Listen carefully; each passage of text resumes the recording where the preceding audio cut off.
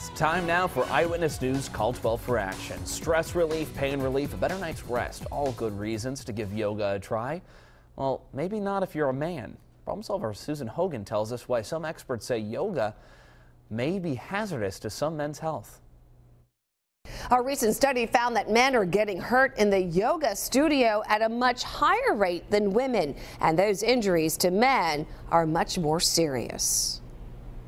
It's an early morning at the yoga studio, and on this day, men outnumber women by 3 to 1.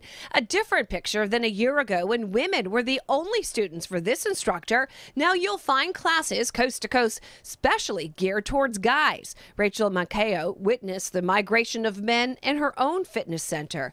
Many of them are athletes, marathoners, triathletes, and they're really enjoying the health benefit that they're getting from the practice. Ed Fuller is a triathlete. He started yoga 2 months ago at the urging of his wife. Now he's a regular. It's really not for wimps. It's very strenuous, yet it works the muscle groups that you may not work in any other kind of sport. But for former yoga enthusiast Michael Conti, a once active lifestyle of traveling with his wife and hiking with his son is over. He says he now lives his life in pain, and he blames yoga. I thought maybe I tweaked my knee or something, and then it turned out to be much more serious than just a meniscus problem. It turned out to be nerve damage. After reading The Science of Yoga, the Risks and the Rewards, Michael wrote to its author, William Broad.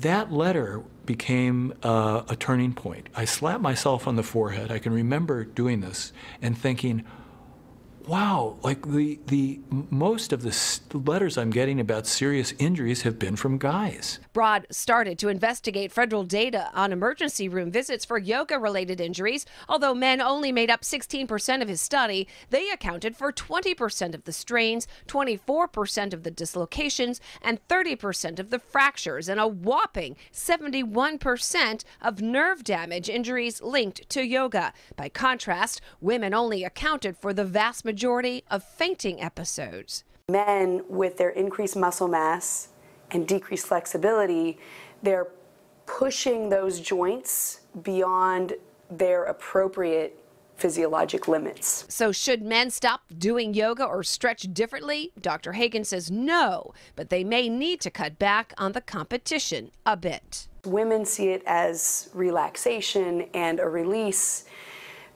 Men are often coming to it with a competitive edge, with I can push it harder. Studies show most yoga injuries occur in class rather than at home. Broad tells us men who make up 18% of the 20 million practicing yoga in the U.S. tend to pit their strength against their inflexibility and injure themselves. He believes some men need to be reminded that gritting your teeth and pushing through isn't necessarily yoga. And if you have a consumer problem you need help solving, contact our Call 12 for Action Center Monday through Thursday from 11 until 1, hotline 228-1850. Or if you're interested in becoming a Call 12 for Action volunteer, you can call that same number you see right there on your screen. I'm problem solver Susan Hogan, Eyewitness News.